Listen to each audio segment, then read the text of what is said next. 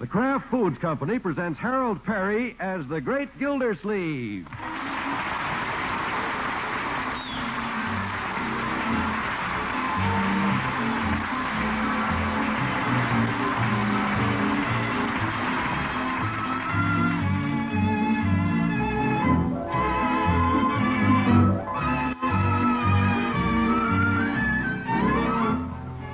The Great Gildersleeve is brought to you by the Kraft Foods Company, makers of Parquet margarine. Millions of women all over America serve Parquet because it tastes so good.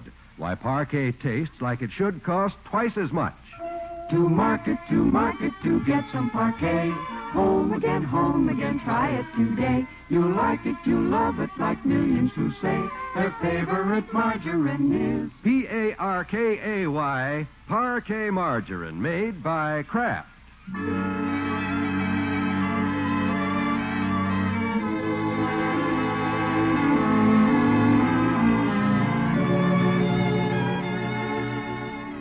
Well, it's a chilly evening in Summerfield.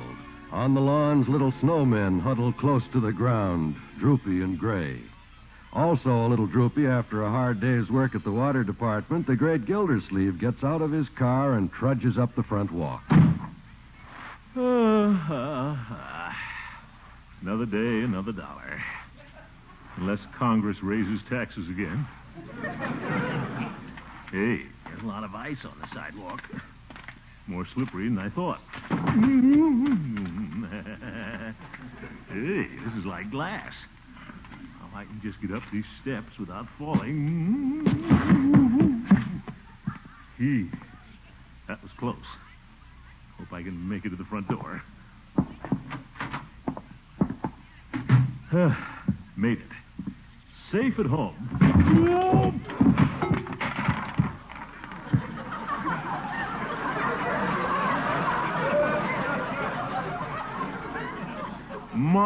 Marbles all over the hall floor. Leroy! Mr. Gildersleeve, you hurt yourself? I don't know yet, Bertie. Marbles. I bet you slipped on them. Well, that could be, Bertie. Where's Leroy? He's upstairs in his room. Said he ain't feeling so good. When I get through with him, he'll feel a lot worse.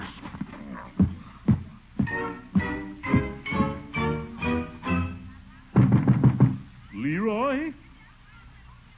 Ready or not, here I come. Young man, if I've told you once, I've told you 100 times not to leave your things scattered all over the floor. Oh, hi, Unc. Someday somebody's going to fall and break his neck. Was that big noise you? Yes, it was, and it's going to get noisy around here if you don't get downstairs this very minute and pick up those marbles. But, Unc, I'm not feeling so good. You're not? Oh, yes, Bertie did say something about that. Oh, What seems to be the trouble? I got a toothache. You have? Yeah. Oh. Leroy, a tooth can't ache that much. Yes, it does. Every time I bite on it. Oh. Stop groaning, Leroy. You're not biting on it now. But I'll have to at supper time. Leroy, supper's an hour away. Now, straighten up, open your mouth, and let me see that tooth. Which one? Don't try to talk, Leroy. Just point. That one. Where? Dark in here.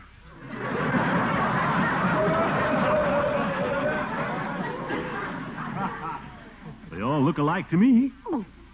Oh, yes, there it is. Leroy, that's probably just your last baby tooth. It's being pushed out by your second teeth.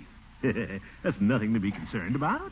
You don't have to chew on it. Well, my boy, it may bother you a little today, but tomorrow it'll be all right. It will? Yes, because the dentist will have it out in a jiffy. Oh, hey! Now, Leroy. I don't want to go to the old dentist. Leroy, but that baby tooth has to come out. You know that. If you won't go to the dentist, I'll have to pull it. You? Oh, my goodness. I can pull it out just as well as the dentist, Leroy. All I need is a piece of string. But, Unc, it'll hurt. That's nonsense. Let your old uncle pull it. Oh, Or go to the dentist. okay, you pull it. That's the spirit, my boy. Now, all we need is a piece of string. I'll go get one. Why go to all that bother, Unc? Doesn't hurt a bit now. Leroy, don't you try to get out of this. I'll be right back. Open your mouth, Leroy. Okay, Unc, let's go over fast. Yeah. Let's see. I'll slip this knot right over the little tooth. Pretty big one. Maybe not as easy as those tiny front ones I used to pull. What are you waiting for? Don't rush me, Leroy. Have to get the knot over the tooth first. Well, stop shaking and hurry up. I'm not shaking. Just trying to be gentle.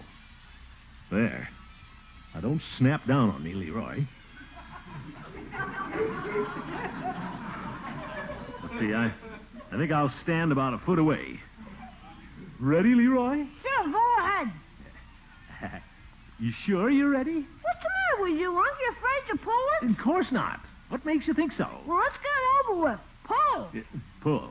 Yes, of course. Leroy, I've got a better idea. Why don't we tie it around the doorknob? I'll get some more string. You see, Leroy? This'll make it easier on everybody. Now, all I have to do is slam the door. Wonder if Marjorie would like to do that. Now, this is the night she's staying at Francie's. Hurry up, Unc. You're making me nervous. All right, my boy. Get set. I'm set. Gosh, slam it. Yeah, slam it. Now, I'll slam it on the count of 3. 1, 2... We'll start over. 1, 2... Bertie! Oh, for corn's sakes.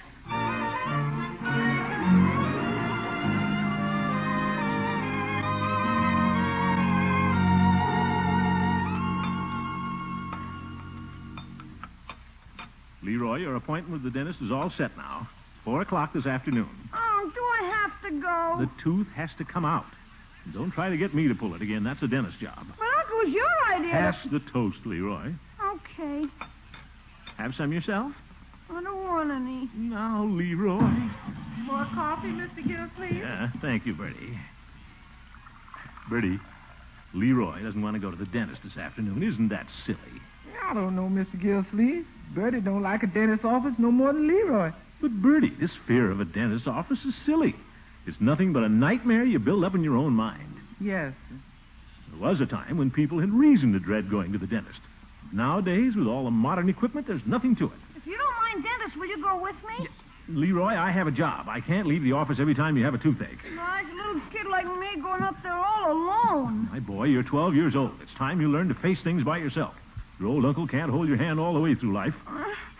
Cheer up, my boy. Run along to school. Just forget about your tooth till 4 o'clock. Oh, sure. Yeah, then have it out, and I'll bet the good fairy will leave a dime under your pillow tonight. A dime? For a tooth this big, couldn't the good fairy make it a quarter? Yeah. Leroy, this is no time to bargain. It's costing me $5 to send you to the dentist. Okay. Have a good time at school. I'll talk to the good fairy about the quarter. And I'll have some hot soup for you when you come home to lunch, Leroy. Okay, goodbye, Bertie. Goodbye. Goodbye, Leroy. Leroy, goodbye. Goodbye. Oh, my goodness. Bertie, you might pour me another cup of coffee. This has been a trying morning. Yes, sir. Thank you. You're welcome. And Bertie, how about some more scrambled eggs? I seem to have developed quite an appetite this morning. Yes, sir. Plenty of eggs. Little Leroy couldn't eat any. He didn't have much of an appetite. Well, Leroy will be all right. I sure hope so. What? That poor little boy going up there to that dentist's office all alone. Now, Bertie. I can't help thinking about that poor little boy sitting up there in that big chair, looking at that big grinder in the face all alone. Bertie, there won't be any grinding. He's only having a little loose tooth pulled. Yes, sir, but he still has to sit there and look at that big grinder all alone.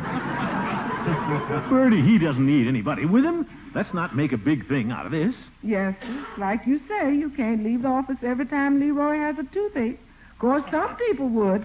Well, it's not that, Bertie. It's time Leroy grew up. He don't look growed up to me. He's just a little boy in that big chair, looking that big grinder in the face, all alone.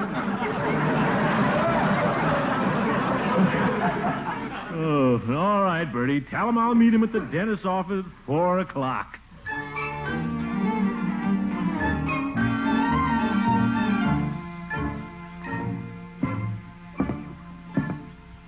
Well, I'm going to spend part of the afternoon with Leroy so he won't be all alone. Bessie and I had better get the water report out this morning. morning, Bessie. Bessie? Bessie? Where is that girl? Oh, here's something in her typewriter. At least she started working on the report. Let's take a look and see how much she's done. Yeah. Dear Mr. Gildersleeve, I've gone out for a malted milk. Oh, my goodness. At 9:15 in the morning? You suppose she drinks those for breakfast? Ooh. No wonder she never gets any work done around here. I'm going to have to do something about that girl. There she is now. Bessie, come in here and take a letter. I'll be glad to, Mr. Gildersleeve. Care to have me sit on your lap? Hooker, what are you doing pussyfooting around my office so early in the morning? Well, I was wondering if you'd care to step out and have a cup of coffee with me, Gildy. Judge, Bessie's already out having a malted milk. What kind of a water department do you think I run around here? Well... Wait till she comes back, then we'll go out for coffee. Just as you like, Gildy. And I've got to come back and clean up a lot of work, Judge. I'm taking Leroy to the dentist this afternoon. Oh? Is the boy having trouble with his teeth? No, he's going to get his first shave. What? Skip it, Judge, skip it. Just having his last baby tooth out, and he was a little nervous about going alone. Isn't that silly? Not at all, Gildy. I remember I hated to go to the dentist when I was a boy. Are you trying to tell me they had dentists in those days? Gildy? What are you laughing at? You're right at that age when your dental work is about to begin. What do you mean? How long since you had a checkup, Gildy? Checkup? Well, I have a checkup every 6 months. Unless something comes up. Business or something. Answer the question, Gildy. How long has it been? Well, I've been pretty busy. You big fat faker, you. Gildy, I'll bet you haven't been to the dentist in 5 years. 4. I mean... My. I'd hate to be in your shoes. A lot can happen in 4 years. Oh. Bessie, is that you? Yes, Mr. Gildersleeve? Is that you? Yes, Bessie. And this is Judge Hooker. I know. Good morning, Judge Hooker. Morning, Bessie. Bessie, you and your malted milk have been keeping me waiting. Oh, I'm sorry I took so long, Mr. Gildersleeve, but it was so thick I had to eat it with a spoon. Yes. Let's get down to business. What are my appointments, Bessie? The judge and I want to step out for a cup of coffee. Oh, I have them all written right down here on my pad. Well, you have a very efficient secretary, Gildy. Judge, how did you ever get to be a lawyer?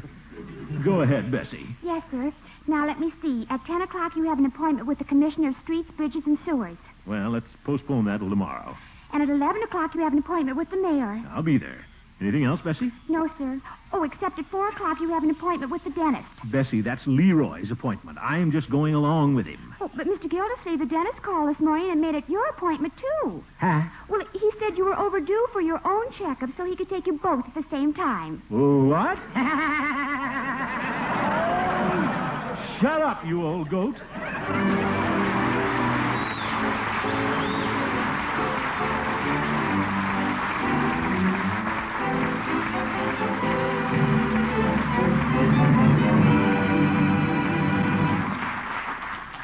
Hello there, Bertie. Howdy, Mr. Wall. Say, Bertie, the other day I heard you giving Leroy some special instructions. Yes, sir. I was telling him that a growing boy is something like a furnace. You got to keep him stoked up with plenty of nourishment during these cold days.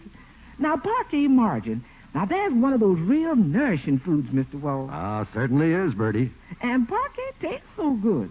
It's one nourishing food I don't have any trouble getting Leroy to eat. Well, I guess that luxury flavor is what everybody notices when they try parquet. It has, well, such a light, such a delicate flavor, even though parquet costs only about half as much as the most expensive spreads.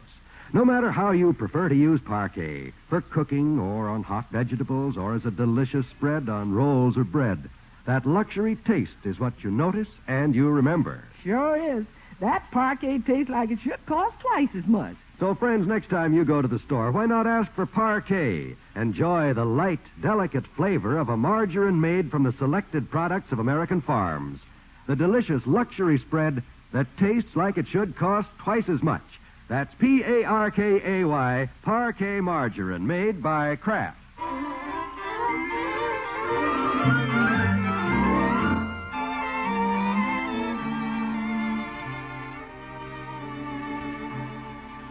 Well, let's get back to the great Gildersleeve.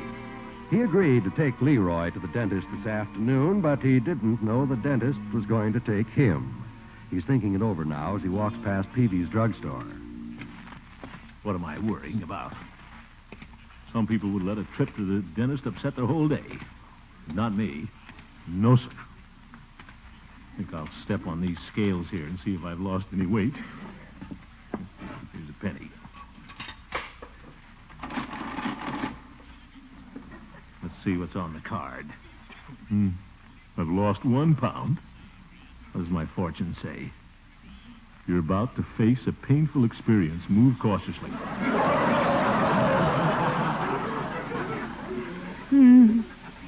Maybe I'd better try it again. These machines are always a little off. Let's see. What's on the back of this one? You are about to face a painful experience. Move cautiously. Don't worry, I will. I think I'll go in Peavy's for an aspirin. Hello, Peavy. Well, hello, Mr. Gildersleeve. I noticed you weighing yourself out there. Yes, Peavy. In fact, I noticed you weighed yourself twice. Right again. Well, if our scales didn't prove satisfactory, the pharmacy will be glad to refund your penny. That won't be necessary, Peavy. Give me a Coke. Very well. Give me some aspirin, too. Aspirin, you say? That's what I said, Peavy. You didn't take them both at the same time? Yes, Peavy. My, you must be taking this trip to the dentist seriously. What do you know about my trip to the dentist? The judge was in. You know, that old busybody. Mr. Gildersleeve, speaking for Peavy's Pharmacy, may I extend our sympathies? What? And if you should need any medication or sick room supplies... Please, Peavy, I won't need any of those things. My teeth are all right. And then why are you so worried? Well, I just don't like the dentist's attitude. How's that? He called my office at the last minute when I had a lot of work to do and disrupted my whole day. I might just take my business somewhere else. Well, if you're in the market for a new dentist, there's that fellow on the second floor across the street, Dr. Hatfield. Oh, yes. Is he any good, Peavy? Well, he's got somebody always in the chair. You can see him working up there at the window now. Oh, yes. Well, he's got his sleeves rolled up. Looks like an extraction job from here. Extraction? You know, Mr. Gildersleeve, when things are slow here in the pharmacy, I spend many an afternoon watching Dr. Hatfield in action. What a pleasant pastime, Peavy. Well, it does pass the time. Saw a fellow up there just the other day. He was in the chair 4 hours. He was? Yes, he and Dr. Hatfield had quite a tussle. Looked like a regular wrestling match. He must have needed a lot of work. I understand the poor fellow hadn't been to the dentist in 2 years. 2 years? How long has it been since you visited the dentist, Mr. Gildersleeve? Well, I think it's... Never mind, Peavy. It's none of your business. The judge already told me 4. But that doesn't make any difference. I'll bet I'll be out of the dentist's chair in 15 minutes. Well, no, I wouldn't say that. Oh, I'm getting out of here.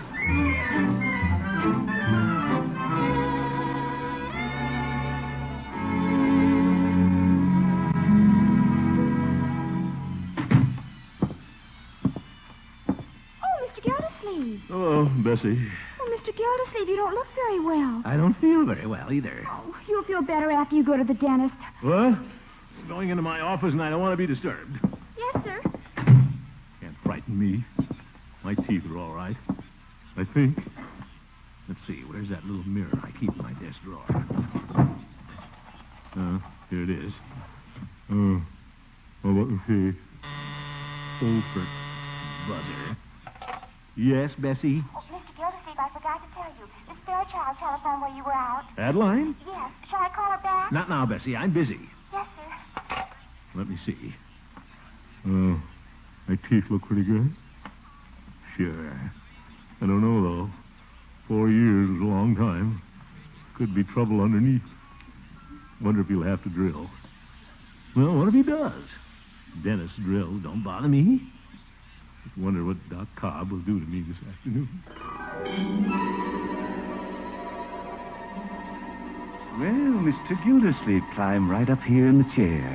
Oh, thank you, Dr. Cobb. Nice, soft chair. We believe in making our patients as comfortable as possible. Oh, yeah. We haven't seen you for about 4 years, have we? I'm sure you won't find anything wrong, Dr. Cobb. I take very good care of my teeth. Open wide. Brush them twice a day, up and down. Good for you. Open wide, please. Wide, oh, yes. I'm sure you won't find anything. Well. Huh? What do we have here? Oh, that tooth's a little sensitive, Doc. It's your cold hands. But I'm sure you won't have to drill. You see, Doc, what are you doing? This won't hurt a bit. But... Oh, stop that! What the... Bessie, get your hand off that buzzer. But, Mr. Gildersleeve, I always buzz you when someone comes in. Leroy's here. Leroy? Hi, Unc. Leroy, what are you doing down here? What's the matter? Nothing. Everything's great. I just saw Dr. Cobb and canceled my appointment. What? Look, Unc, no tooth. He came out while I was chewing some taffy. Neat, huh? Well, yes, Leroy. Did Dr. Cobb say you're all right? Sure. He said he's glad it turned out this way. Now he can spend the extra time on you. What? Sorry, Unc. I know how you feel. Yes. Well, so long, Unc. I want to go show Bertie. Leroy. Yeah? Never mind. Go ahead, my boy. He wouldn't want to go with me.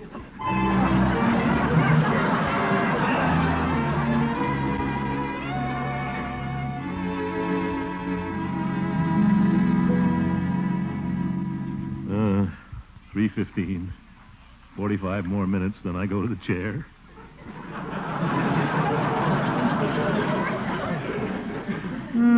Come to think of it, why should I be going? I have my water report to get out. It's silly of me to neglect my work. By George, my first obligation is to the water department. Teeth or no teeth. Bessie, get Dr. Cobb on the telephone for me. I'm canceling my appointment. What? You are? I have to get my water report out this afternoon. You know that. Oh, I'll be glad to do it for you, Mr. Gildersleeve, so you can go to the dentist. Bessie, let's not try to assume too much authority around here. I'll do my work, you do yours. Yes, sir. When I get him, I'll buzz you. Never mind, leave that buzzer alone. I'll pick up the receiver now. Dr. Cobb speaking. Dr. Cobb? Throckmorton P. Gildersleeve. Oh, hello, Mr. Gildersleeve. I suppose you know Leroy got rid of his trouble all right. Oh, yes. Well, now, about my appointment for 4 o'clock. I'll be all ready for you, Gildersleeve, and it's nice of you to call and confirm it. Huh? Time is very important to a dentist, and you'd be surprised at the number of people who call up and cancel at the last minute, claiming they're busy. Well, And I hate to have anyone cancel unless it's very important. Oh, naturally. So I'm happy to hear you're coming. Well, that's what I called to tell you. I'm happy... I'm coming. Fine. Goodbye, Gildersleeve. Goodbye. Trapped. Bessie, Yes, sir. I'm going to the dentist after all. You may get out the water report. But, Mr. Gildersleeve, I thought you said... Get busy on the report, Bessie. It's time you assume some responsibility around here. Yes, sir. You leave at home? Well, Adeline, come in. Hello, Throckmorton. Well, Adeline, you look wonderful. Thank you, sir. It's good to see you. How you been? Oh, I'm as busy as a little bee redecorating my house, you know. Oh, yeah. Well, I haven't got much time, Adeline. Have to keep a little appointment. Why, Throckmorton, have you forgotten about little old Adeline? This is the afternoon you promised to help me pick out my new kitchen sink. Sink? Oh, sink. Oh, yeah. How could I have forgotten that? I don't know. He was so cute the other day, insisting that you help pick out the sink, you being the water commissioner. But since you have another appointment, you just go right ahead. Probably much more important than picking out a sink. Well, now, Adeline, maybe it isn't. I promised you first, and a man shouldn't break his promise to a woman. Well... Where's my hat? Bessie, I'm going out. Call and cancel my appointment. But, Mr. Gildersleeve, what do I say? Well, just say I'm out buying a reservoir. A reservoir? Well, a small one. Sink. But, Mr. Gildersleeve... Bessie, just say some important business came up. Yes, sir. Yeah, come along, Adeline.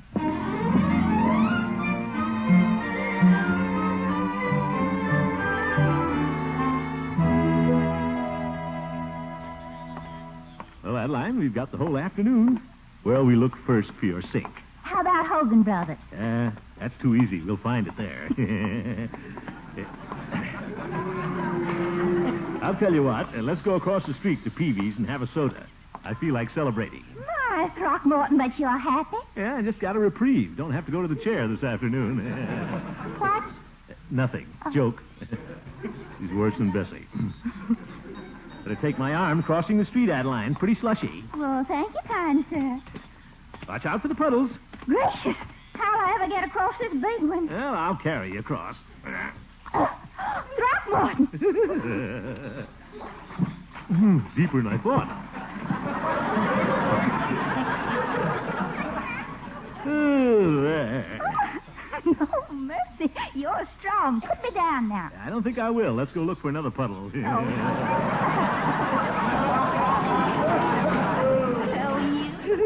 Well, if it isn't Commissioner Gildersleeve. Oh, hello, Dr. Cobb. Hey, hop down, Adeline.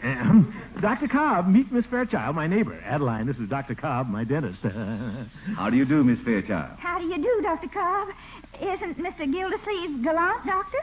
Yes. He seems to have a remarkable faculty for combining pleasure with business. Hasn't he, though? He's taken the rest of the day off just to help me buy a sink. Oh? Adeline? Did I say something wrong? Dr. Cobb, I guess I can pick out a sink some other time. I've just decided I'll be at your office at 4 o'clock. Well, I won't be there. You won't? I thought I'd take advantage of your broken appointment and go see Dr. Hatfield. The dentist? Yes. My lower right bicuspid started aching this afternoon. I guess I've been putting it off too long. You have? Frankly, Mr. Gildersleeve, I hate to go to the dentist. You do? Come on, Doc. Let's all go out and take the sink.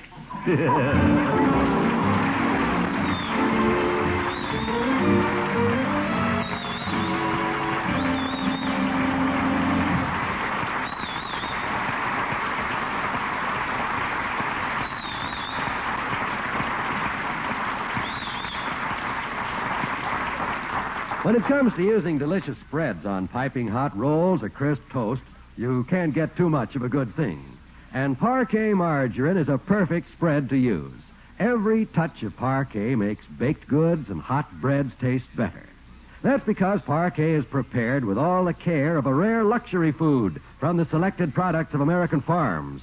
Yet this same margarine, so light, so delicate in flavor, costs only about half as much as the most expensive spreads. Tomorrow, get a pound of Parquet. It's nourishing. It's reinforced with 15,000 units of essential vitamin A. And it tastes so good. It tastes like it should cost twice as much. That's Parkay, Parquet margarine, made by Kraft.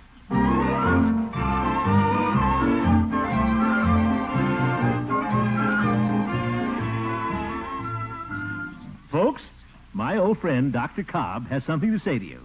See your dentist twice a year. Yeah, thank you, Dr. Cobb. That's what I'm going to do, too, from now on. Good night, folks.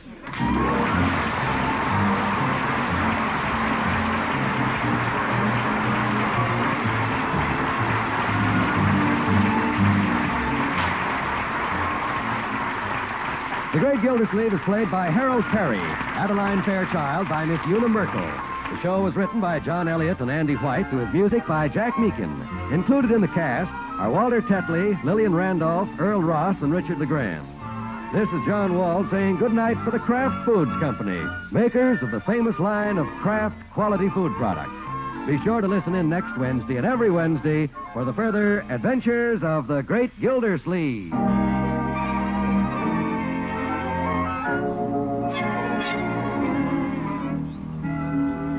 Do you ever get hungry for a piece of mellow good aged American cheese? You know, the kind that comes in the big golden wheels? It's been a long time since there's been much on the market, but now Kraft has plenty of it.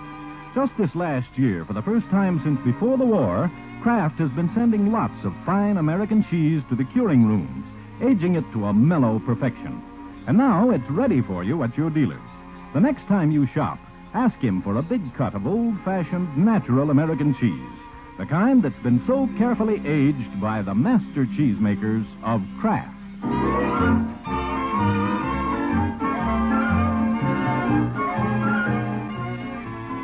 This is NBC, the National Broadcasting Company.